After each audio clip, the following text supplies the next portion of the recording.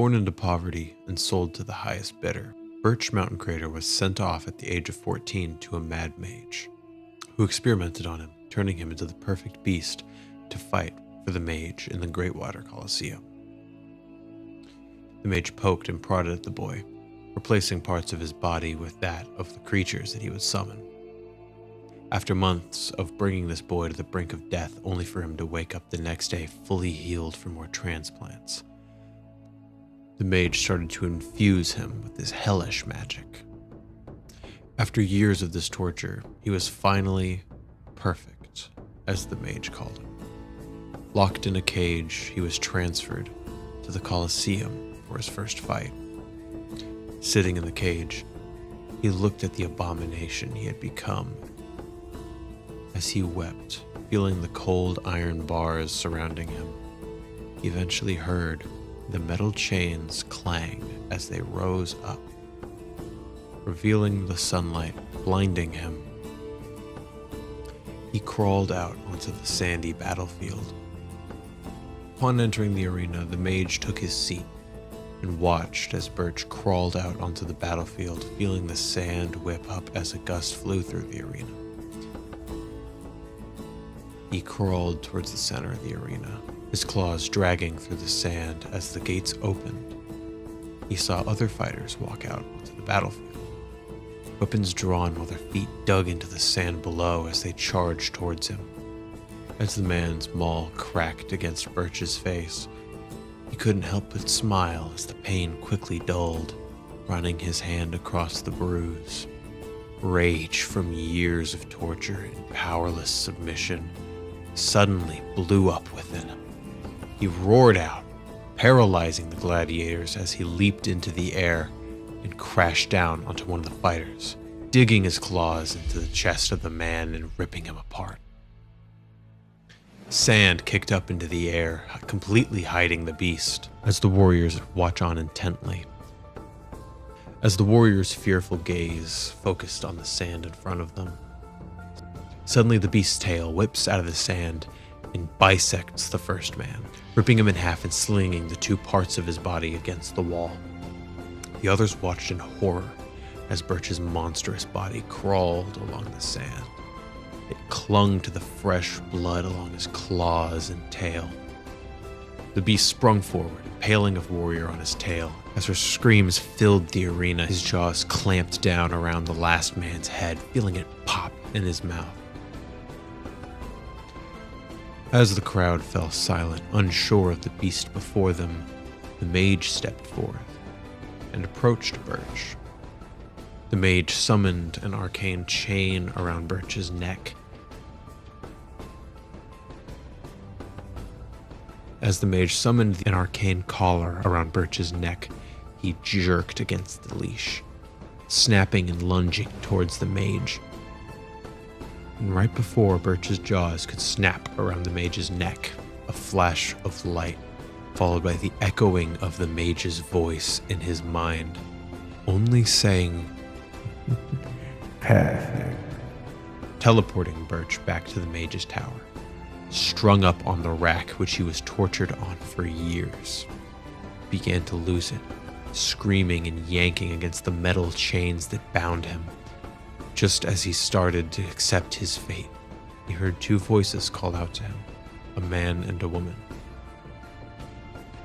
As he opened his eyes and searched, he saw two faces he almost couldn't recognize.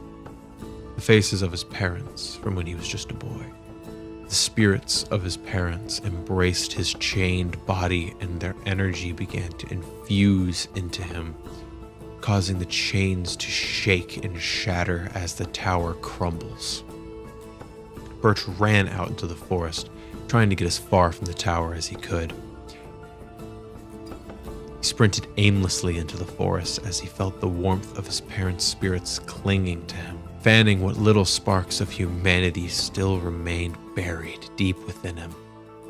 He ran for hours, days even, not stopping to catch his breath a single time until eventually he collapses, falling off a cliff, right down into a lake. As he feels the back of his head crack against a rock, his vision goes spotty, The air leaves his lungs in a few short bubbles as his vision goes dark. Moments later, Birch wakes up. As he looks around, he sees a makeshift camp just off the bank of where he once lay, thinking it was his last breath. He assesses his surroundings, only to see a fair, royally dressed woman, adorned in golden jewelry, washing her hair in the stream. As Birch got up and started to approach her, she turned to look at him, smiling, or diving into the water and disappearing in a splash. He searched the area, finding nothing but local wildlife. Now he travels the lands, trying to find the angel who pulled his monstrous form out of the water and saved his life. Only a single crown to guide him.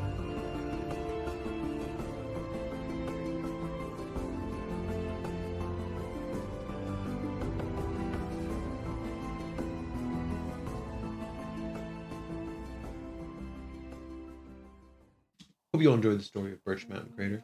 I really enjoyed making it. Let me know what you all think about this different style. I wanted to try to shorten them down and save you all some time. Without further ado, let's work on Birch from a bit more of a technical perspective and get into class, background, species, and abilities of Birch Moutancratrr. Starting off with the class, I went with Blood Hunter and Fighter. I really bounced it around. Originally, I wanted to make him an Illrigger, but the more I played around with it, the less and less I liked that idea. I wanted to lean a bit more into that monstrous aesthetic. And I realized that while you're wearing medium armor, you still get the buff of being a lycanthrope from Blood Hunter.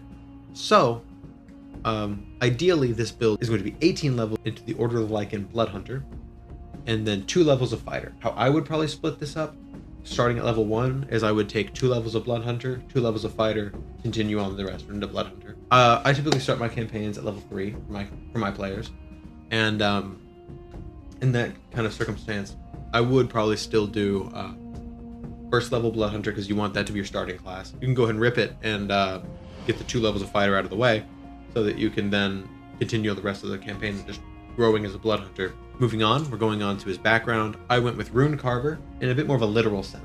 The background of Rune Carver comes from the mage who would literally carve runes into him, infusing him with his hellish magic as it just kind of saturated the body of Birch Moutancratrr. Now, as far as the runes that you actually take any one of these spells that you'd like. I believe that these can flavor really well into making you that beast that I described in the arena. But the way I would use Goodberry is a little different, and depending on your DM, you may not be able to do this. The way Goodberry works is it gives you 1 HP and saturates you fully. What I would do is I would pop it in the back of your jaw, just keep the berry there, and then whenever you go down, you can hit your jaw against something, pop the berry, get yourself back up to 1 hit point. Now, whether or not your DM would allow that is a different story. But I think that's really good storytelling. Now for the species, I threw around a whole bunch of ideas for what a species would be. I thought maybe Shifter, Leonin. I was going to go with Variant Human and just let the lycanthropy speak for itself. But I decided that Bugbear would probably be best. Ugh, say that 5 times fast. Now the reasoning for that is, number 1, you count as a goblinoid. But yeah, counting as a goblinoid is a bit of a debuff, a bit of a buff, depends on what you're doing. But I think it works really well from a storytelling perspective of this character no longer being fully human. Moving on, you get dark vision, which I feel like any good beast should have dark vision. Fey ancestry helps you not be charmed, which can go back to the runes that the mage carved into you, or it can just be a natural resilience. The thing that I really like about these is the next few abilities. Long-limbed grants us 5 additional feet, meaning whenever we swing our greatsword, we can reach with 10 feet. Now, you do have elongated limbs, as I described to this beast, but I would also use this as a means to flavor that into being your tail, where you use that to not literally hold the greatsword with your tail, but flavor your greatsword attack to be swiping someone with your tail and cleaving them in half, kind of like in the story. Now, we'll get on to flavoring other equipment-based items later. You also get powerful build, which adds to that strength from the beast, and then you have sneaky, which gives you proficiency in stealth and allows you to squeeze through space of a small creature, making you the perfect predator. just like Mini Lad. I can't keep that in. Then we have surprise attack, where if you roll high enough in combat and you attack before a creature takes its turn, you deal an extra 2d6 damage, or basically you hit him with a second greatsword. Now I decided to switch things up and go with standard array, just to give us all a baseline of what stats could look like. I focused on strength, constitution, and wisdom, mostly because wisdom at later levels of Blood Hunter adds to your constitution and strength saving throws, I believe. It might be constitution and dexterity. Next up, I'll loosely go over the equipment that I took for this guy. I just took the basic starting equipment. Got a crossbow and a greatsword. That's along with a shield and some scale mail. Now, I don't believe that a shield actually comes with the starting kit, so ask your DM if you can have a shield. I don't think I've ever met anyone that much of a hard ass, but I always ask just to be safe.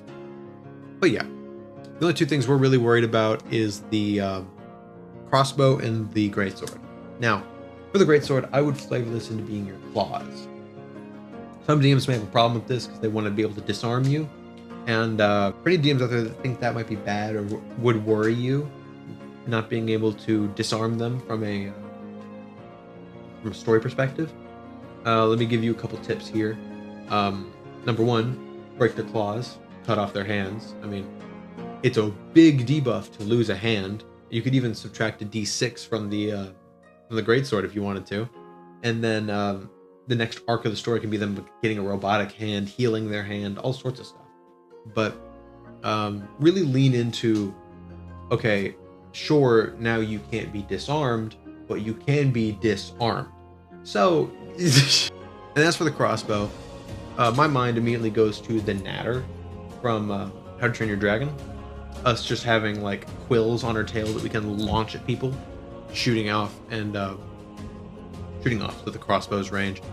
To be honest, you're not going to use this too much. Just with your upfront playstyle, I can't really see a world where you'd ever want to really just go.